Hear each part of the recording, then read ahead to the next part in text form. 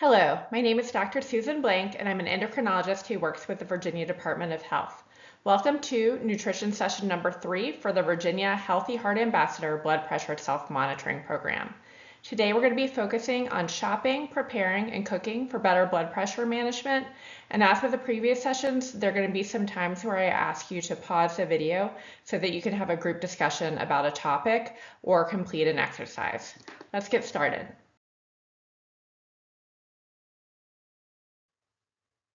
We're going to start today by doing a quick review of and discussion about the DASH approach to eating and sodium reduction, and then move on to talk about shopping for blood pressure friendly foods, how to read nutrition labels, preparing and cooking foods for better blood pressure management, and then work through an example of how to do a recipe makeover. During our first session, we discussed the DASH approach to eating, which, as you will remember, emphasized eating more of things like vegetables, fruits, whole grains, fat-free or low-fat dairy, and lean proteins like fish, poultry, and beans, and limiting foods including fatty and cured meats, full-fat dairy, sugar-sweetened beverages, sweets, and high-sodium foods. Overall, this is a dietary approach which emphasizes eating a variety of nutritious foods from a bunch of different food groups and limits processed foods, and that makes it a naturally low sodium way of eating, although the more recent guidelines for the DASH approach to eating include sodium restrictions of less than 2,300 milligrams of sodium a day for everyone and less than 1,500 milligrams for people who are at higher risk of heart disease. During our second nutrition session, we specifically discussed reducing sodium intake. We reviewed the dietary guidelines for Americans, which, like the DASH guidelines, recommend that everyone have less than 2,300 milligrams of sodium a day, and that people at higher risk for heart disease try to keep it under 1,500 milligrams a day. We also found out that virtually all Americans are consuming more than that, with the average American taking in 3,400 milligrams of sodium, which is more than 1.5 times that 2,300 milligram target. We also learned that the majority of our sodium intake actually comes from processed and prepared foods, not the salt that we're adding at the table, which can make it more challenging for us to know and cut back on how much sodium we're getting if we're eating a lot of processed foods. I'd like to start off with a group discussion about how it's been going so far. So a few discussion questions. How have you been doing following the DASH approach to eating and trying to reduce sodium intake? What are some of the challenges that you have faced? Have you come up with any strategies that have helped you overcome those challenges? And what are some things that you think that you might be able to do while grocery shopping and cooking that would support a heart-healthy, low-sodium diet? This would be a great time to pause the video and then come back after you've shared your thoughts and ideas with the group.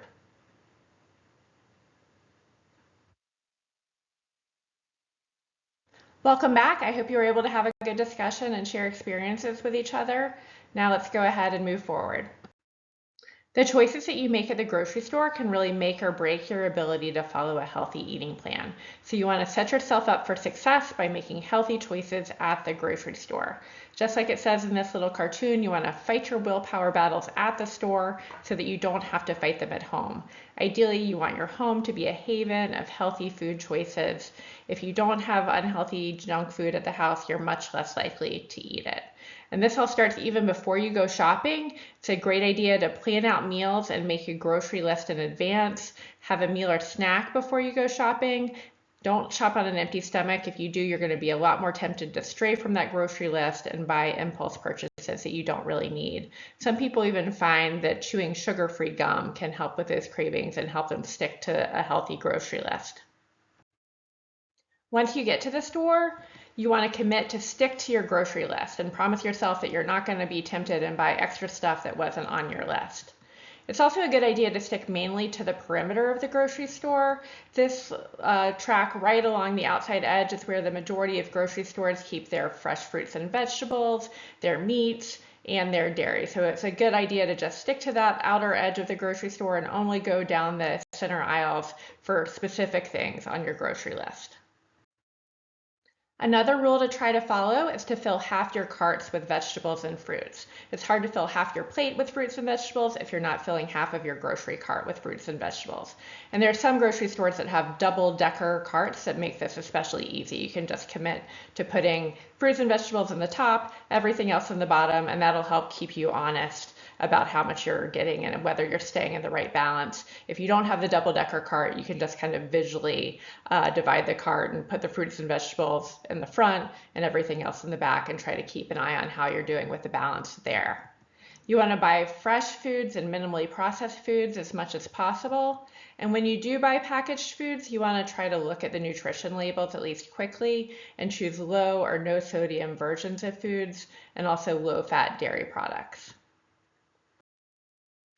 There are some healthy swaps that you can make to try to get foods that are more likely to lower your blood pressure. So you can get grilled or baked chicken and turkey with the skin removed instead of smoked or cured meats like bacon, ham, and sausage. You can get fresh fish or canned fish that you can rinse off, like tuna and sardines, instead of regular canned fish. You can pick low sodium canned foods instead of canned foods packed in broth or with a lot of salt. Choose low sodium or reduced sodium cheeses instead of just the regular versions of cheeses. Pick low salt or salt-free chips, nuts, and pretzels instead of the regular versions. Pick plain rice, noodles, or pasta instead of quick cooking versions, which often have excess sodium in them. Homemade low sodium or reduced sodium soups, again, instead of the regular versions. And when you're looking for vegetables, fresh, frozen, or no salt added canned versions are better than the typical canned versions of vegetables. And then you can look to buy lots of yummy spices and herbs to give flavor to your food, and rely less on seasoning packets and condiments like soy sauce, bouillon, ketchup, things like that that are higher in sodium. Because realistically, most of us are going to buy at least some packaged and processed foods, it's important to have some familiarity with how to read nutrition labels. By picking up the habit of reading food labels regularly, we can choose our foods more wisely. And one nice thing about the food labels is that they're set up in a standardized format, which makes it very easy once you've figured out how they're laid out to find what you're looking for, and also to compare across different brands. So if you look at the top of the nutrition label, the first thing that you're going to see is a serving size. This is important to note because it is the basis on which the rest of the numbers are calculated. So if the serving size listed is 1 cup, then the amounts listed for the various nutrients are for 1 cup. So you always want to compare the listed serving size with how you're actually going to eat the food. So the serving size for this is 1 cup. If you're going to eat 1 cup, you can just take the rest of the numbers at face value. However, if you're going to have only half a cup of it, you're going to want to cut the rest of the numbers in half. And if you are going to eat 2 cups for some reason, then you would want to double the rest of the numbers to correspond to what you're actually going to be taking in. The next line that you'll see is calories. Calories are a measure of the energy contained in the food. This can be important to look at if you're concerned about your weight and if you're monitoring the number of calories that you're taking in each day. And then you'll see listed in this yellow area the various nutrients that are contained in the food. These are organized into 2 different categories, which are split up by this bold bar. Above the bold bar, you're going to see the major macronutrients, so fat, carbohydrate, and protein, along with a few things including sodium and cholesterol that are particularly important for health and heart health specifically. Below the bar, you're going to see things like vitamins and minerals that are contained in smaller amounts and may not be found in every food. And then for each nutrient, you're going to see 2 different numbers. Over on the left, right next to the name of the nutrient, you're going to see the weight of that nutrient, which will be listed in milligrams or grams, depending on the category of nutrient. And then on the right, you're going to see a number that is in a percent, and this is the percent daily value. So the percent of the recommended daily value of that nutrient that you will be getting if you eat that particular serving size. This can be helpful to look at as a quick way to compare between different brands without having to look at the grams. And a quick guide to looking at the percent daily value: if something has 5% or less in it, that would be considered being low in that nutrient. And if it has 20% or more, that would be considered high. So for an example, let's look at the sodium in this food. So here is a sodium line. It's usually about halfway down the nutrient list. The sodium in this food for 1 cup would be 850 milligrams, which is 37% of the daily value. For sodium, it's important to note that the percent daily value is calculated based on that 2300 milligram target, not the lower 1500 milligram target. So if you were somebody who needed to follow the 1500 milligram target, this would actually underestimate what percent of your daily target you're getting. But either way, 850 milligrams would be a big chunk of the recommended daily sodium recommendation at 37%. So you'd be getting almost half of your daily sodium intake just with this one food. If you're reading nutrition labels and your primary concern is heart health, there are a few specific things that you're going to want to look at. The first thing that it's always good to look at is serving size. So this is a nutrition label from a jar of peanut butter, and it says the serving size is 2 tablespoons. But I'm going to make myself a peanut butter sandwich, and I probably am going to use more than that. I would estimate that I would use 4 tablespoons of peanut butter on my sandwich. So I know then that I'm going to have to double everything else down the whole rest of the nutrition label to be accurate for how much I'm actually going to be eating. The next thing that I would want to pay attention to, if I'm concerned about my blood pressure, is the sodium level. So this sodium amount is 140 milligrams, but remember that's only in 2 tablespoons and I'm going to have 4. So I'm going to double that, and I would be getting 280 milligrams of sodium. And it says here that that would be 6% of my daily allowance, the 2300 milligrams for the 1 serving, but I'm going to double it. So I'm actually going to be getting 12% of my sodium allotment through this 1 serving of peanut butter that I'm going to have on my sandwich. If you're really in a hurry and you're mainly focused on high blood pressure, those are the top 2 things that I would look at. If you want to look more generally to see if it's heart healthy in other ways, there are a few more things that are worth paying attention to. The next one that I would look at is the saturated fat. So saturated fat is the one that's worst for raising our cholesterol levels. So this particular one has 3.5 grams of saturated fat, which is 17% of the daily allowance. And remember, I'm going to have to double that for my own purposes, since I'm going to have twice as much as the regular serving. So this would be 34% of my daily allowance, which is a good chunk of that. So I'll want to keep that in mind. You also want to look at trans fats. Trans fats have mainly been eliminated from a lot of foods, but it's still something that you want to keep an eye on, because that's the worst actor, really, as far as fats and heart health. Next, I would want to look at dietary fiber. Fiber is actually a thing that we want more of, not less of. Fiber can help decrease cholesterol, limit blood sugar spikes, and make us feel full. So this is something that we want more of. So this has 2 grams of fiber. It would be 4 the way that I'm going to eat it, and that would be 9%, or since I'm going to have twice as much, 18% of my daily allowance for fiber. And again, this is something that I want that number actually to be higher numbers or better. So if I'm comparing 2 different versions of peanut butter and one has 4 grams, then that would be preferable. And then the last thing that I would look at is the added sugar line. So there's a total sugar line, which includes all the sugars, the added sugars, and the natural sugars. But modern nutrition labels have this additional line that's added sugar. So that's sugar that's actually added separately to the food. That's something that you want to be low. Sugars can contribute to weight gain and high blood pressure and diabetes risk, and they really have minimal nutritional value on their own. So this particular one has 2 grams of added sugar, which would be 4% of the daily recommended allowance. Again, I would have to double this the way that I'm actually going to go about eating the peanut butter.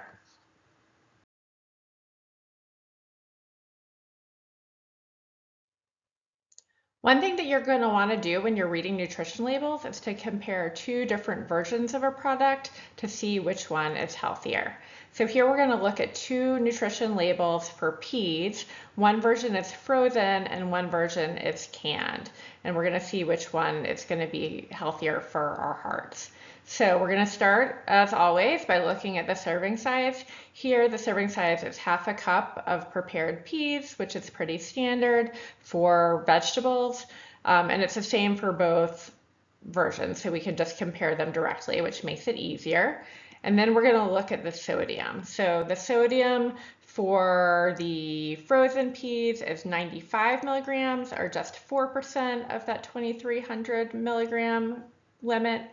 But if we look at the canned peas, we see that for the same amount, for the same half a cup of peas, the sodium is 380 milligrams, which is 17% of the daily value. So you can see here why a lot of times it's better to buy frozen vegetables than canned vegetables, unless you're able to find canned vegetables that have no sodium added, or at least are low sodium added. And when you do end up with versions like this that have a high sodium content, you're going to want to rinse those off before you use them.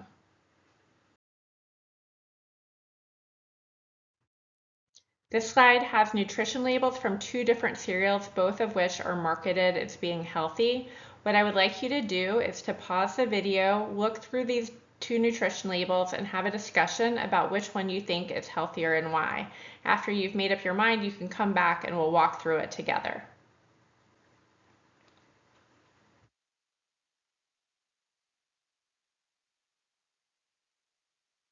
Welcome back. I hope you had a good discussion. Now let's take a look at both of these nutrition labels together. So whenever I start to look at nutrition labels and compare them, I always want to look at the serving size. The serving size is 1 packet for each of these. So for the purpose of this exercise, we're going to consider that they're pretty equivalent and just compare the rest of the numbers directly. Although I will note that this one is only 30 grams versus 43 grams. So in actuality, they might not be exactly comparable, and we can kind of keep that in mind as we go through. To start, let's look at the sodium. So the sodium for this mixed berry cereal is 150 milligrams, which is 6% of that 2,300 milligram daily value. If we look at the frosted oat cereal, it's more. It's 210 milligrams, or 9% of the daily value. So the battle on sodium goes to the mixed berry cereal. Now we're going to move on and look at saturated fat and trans fat. So this one has 0 saturated fat and 0 trans fat, which is great.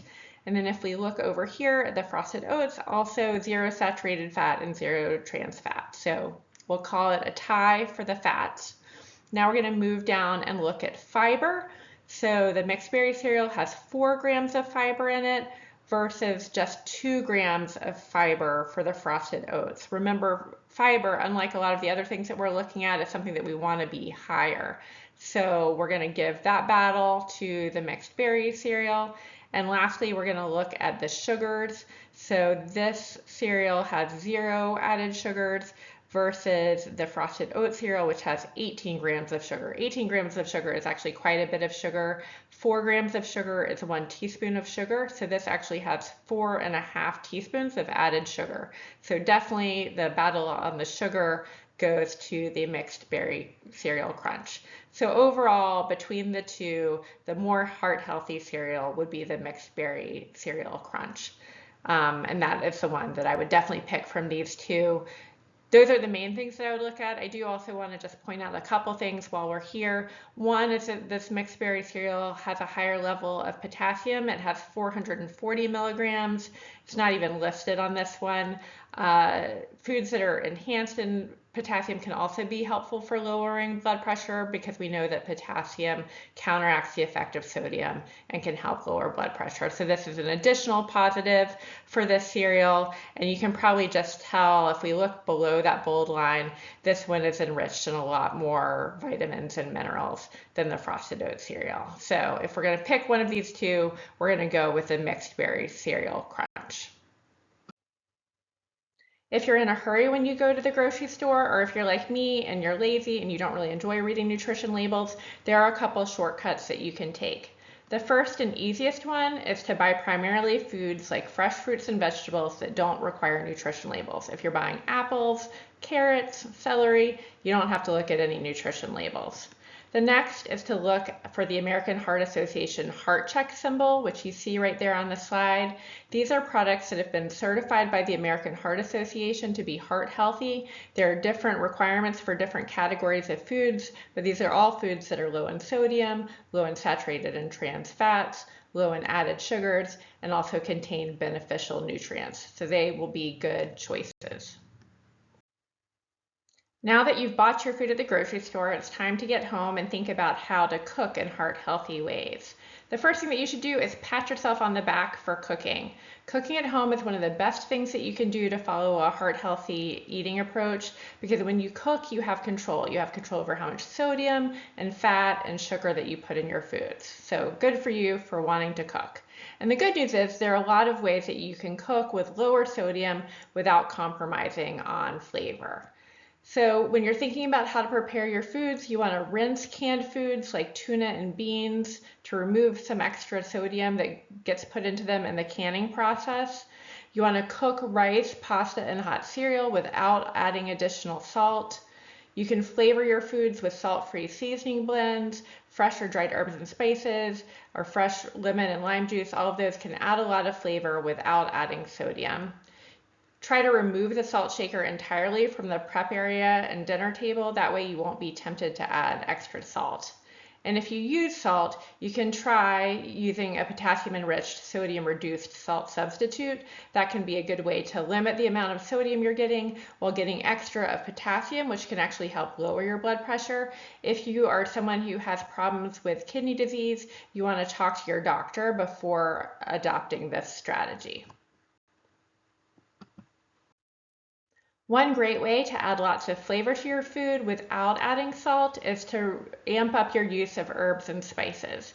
So we're not going to go through this slide in detail, but you can see here there's a wide variety of herbs and spices. You can buy fresh versions, you can buy dried versions, and you can see here that they're very versatile. You can use them in a lot of different dishes in a lot of different ways. So this is a time to have some fun in your kitchen, try out different things, and see what flavors you enjoy. Also, don't be afraid to experiment and modify favorite recipes if they are high in fat and sodium at baseline. There are a variety of things that you can do to cut back on the sodium and fat intake on a lot of meals. One thing you can do is use low sodium and low fat versions of ingredients when possible. You can try baking, broiling, or grilling instead of frying, which will cut back a lot on fat content. Use liquid oils like olive oil and canola oil instead of solid fats like butter, margarine, shortening, and lard. Solid fats are usually high in saturated fats, which are the worst kinds of fats for heart health. You can even try sauteing with water or low sodium broths instead of using oils at all. Try using Greek yogurt in place of mayonnaise or sour cream in recipes. Like we just said on the last slide, use spices and herbs instead of salt. And you can also try adding extra servings of vegetables. This is something that is easy to do in a lot of soups and casseroles and pasta dishes, and it's a great way to get more servings of vegetables into your diet. There are some cooking tools that it's helpful to have around when you're trying to eat healthy. One is a colander. This is something that you can use to rinse off those canned vegetables that might have excess sodium in them. Nonstick cookware allows you to cook with minimal butter and oil. A steamer insert, this is a great way to cook vegetables in a way that doesn't add a lot of oil. You can just put the steamer insert over a pan of boiling water and steam the vegetables that way. A spice rack is great to have on the counter or nearby so that you can grab those spices and add flavor to your food without adding extra sodium. And then a garlic press. Garlic is another great way to add flavor to food without adding salt. Now that you've learned a lot about how to shop and cook in ways that are more heart healthy, we're going to work through a recipe makeover for a popular recipe for taco pizza. So on the left, you'll see the recipe for taco pizza. It includes 1 pound of ground beef, 1 envelope of taco seasoning, 2 cans of Pillsbury crescent rolls, 1 can of refried beans, 2 to 3 cups of shredded cheddar cheese or Mexican blend, half a cup of chopped tomatoes, 1/4 cup of sliced black olives, and 4 green onions that are chopped. So what I want you to do is I want you to pause the video in a minute and I want you to work together and see if you can identify 5 modifications that can be made to make this a healthier, lower sodium version of taco pizza. So pause the video now and discuss how you would go about changing it to making it more heart healthy.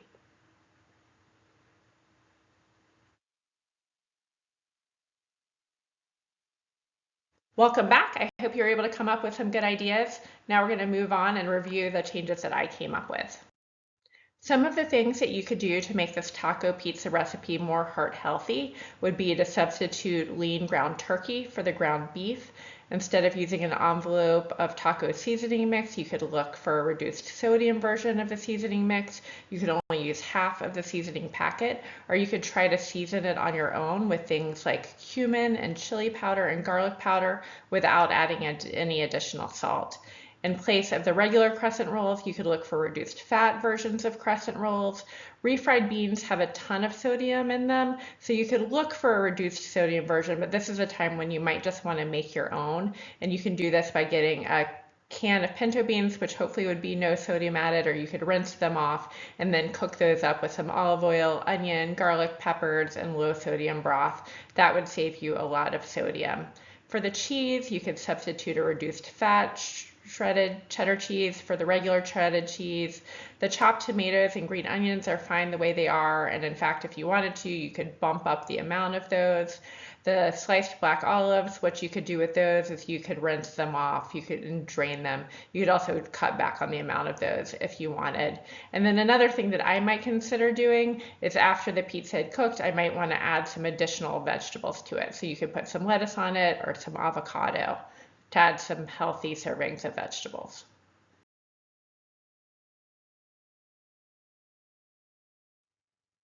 Let's wrap up with another group discussion. Start by thinking a little bit about how you currently shop for food. Do you plan meals for the week ahead of time? Do you make a grocery list? If you make a grocery list, do you actually stick to it? And what items can you substitute to make your choices more blood pressure friendly? Also think about how you currently prepare your food at home. What blood pressure friendly techniques would you consider using moving forward? And what are some of your favorite recipes? Which ingredients might contribute to higher blood pressure? And how can the recipe be modified to be more blood pressure friendly? Take a moment and pause the video, have a group discussion, and when you're ready, come back and we'll finish up with the last couple slides.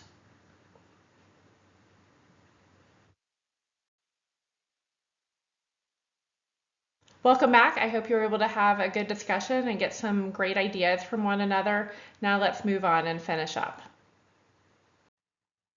We're going to spend our final moment talking about the importance of physical activity and blood pressure management.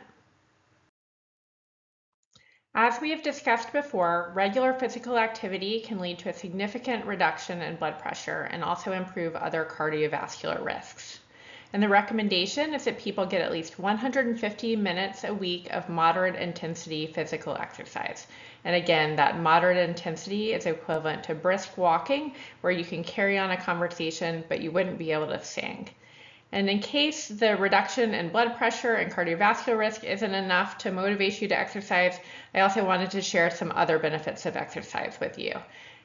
Exercise has some immediate benefits. It can help decrease feelings of anxiety and also improve sleep. In addition, it can help with weight management. It can decrease the risk of type 2 diabetes. It has been shown to decrease the risk of 8 types of cancer, including some of the more common cancers like lung cancer, colon cancer, and breast cancer. It is associated with a decreased risk of dementia and memory problems. And it's also associated with improved physical function as we age and decreased risk of falls.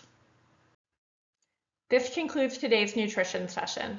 Thank you very much for your time and attention. I look forward to seeing you back next time for our final nutrition session, where we're going to be talking more about heart healthy eating.